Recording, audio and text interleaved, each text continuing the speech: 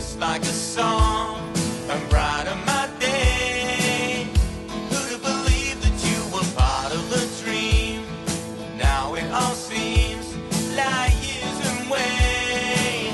You know I can't smile without you. Oh no, I can't smile without you. I can't laugh, I can't sing.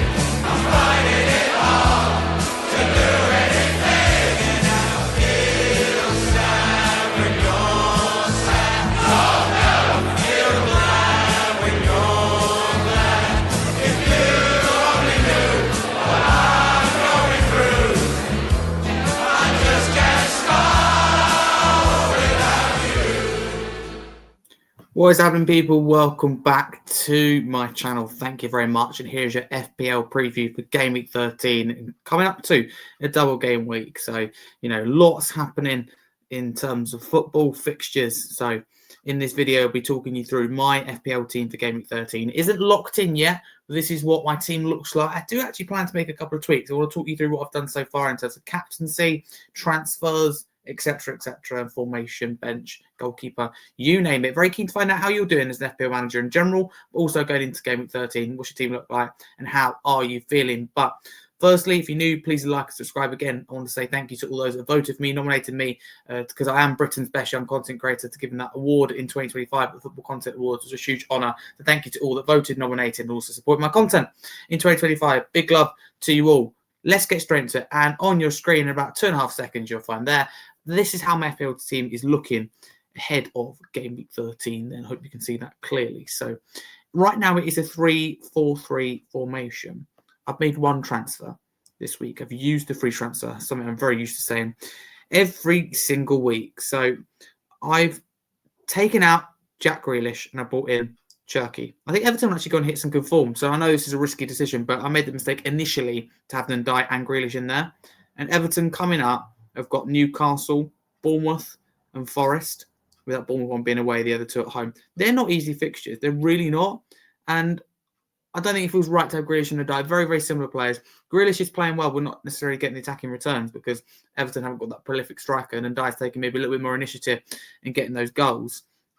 That's only my thinking behind it. And bringing in Ryan Cherky, I give him time to kind of settle, and he looks really good. He really does. And Man City coming up. I've got Leeds at home next, then Fulham away, Sunderland at home. Again, not easy games, but no games are in the Premier League. But I don't think it's awful, really. I think it's games that are winnable for sure for Manchester City, or games they expect to win. So that, for me, is what I've done. Right now, I'm going with Donnarumma over Robbie Roofs. And there's a possibility, of course, both keep a clean sheet. Bournemouth play well, but sometimes can't finish their kind of dinner, can't finish their chances. So Roofs with Sunderland. Because Sunderland are at home, that's a decent shout. I think as well, Leeds are really struggling. Dominic Calvert-Lewin up top. They're not looking, clinical at this moment. So goalkeepers, take your pick. I think there's a chance that one of them at least gets a clean sheet. But on my bench, I've got, apart from the goalkeeper, Ndai, Porro and Ajapong. Of course, Ajapong I brought in when Chelsea had the centre-back injuries. Now he doesn't really feature, but he's a good, cheap player, versatile to have on the bench. The only thing I'm considering changing is bringing Ndai in, but it's where you fit him in. Of course, you've got to have 3 defenders. You go Thiago, you've got to play him. Voltemado's hard to bet against him. Everton haven't been defensively good as much. Well, not as defensively good as I thought they would be. Maybe I like Semenya, but Sunderland away is a tough fixture. Saka, Chelsea away. Maybe take one of them out and put him and die against Newcastle, or a bit hit and miss. They've played, of course, midweek as well in the Champions League, which is a defeat. Going to Marseille would have sure taken a lot out of them. Right now, again, it's probably could change anyway. Emi Buendia's got the captain's armband because of Wolves' form, and Villa being at home. Villa are doing really well, and Wolves are doing really bad. But Rob Edwards coming in will make it tougher. I think he'd tighten them up at least defensively, or he'd give a go. I think Wolves are down and out. I do think they are. They're going to have to get a couple of wins, at least 2 or 3 wins on the bounce for me to change my mind on that ASAP before Christmas. But I think Buendia's got a chance. There's a few captain's options in there. Erling Haaland's the obvious one, but I don't like to go obvious because although if Haaland scores a hat-trick and I don't captain him, even if he's in my team, it's going to really, really cost me and my rank. But at the same time, I just feel that everyone's probably going to captain him, triple captain him. I want to go different, because you just kind of stay the same if he does well as well. That's the thing with everyone. And not everyone owns Haaland. Let's have a look. 72%. Oh, they brought him in. for that game. So yeah, I want to almost bet against Haaland, but you've got to have him in the team to prevent damage, prevent like excessive damage. It's really difficult. It feels weird to have a player in your team and they could really cost you. It's horrible in a way. You almost want to not have him at all. But you have a feeling he definitely has got to score at least a goal, you would have thought, or some kind of goal contribution, at least a struggle.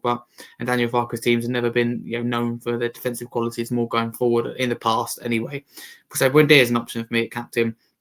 Cherky with the vice captain's armband, I think you can get a few assists at the very least. So that's my team. I'm feeling confident this week. Is something I'm not something I usually say.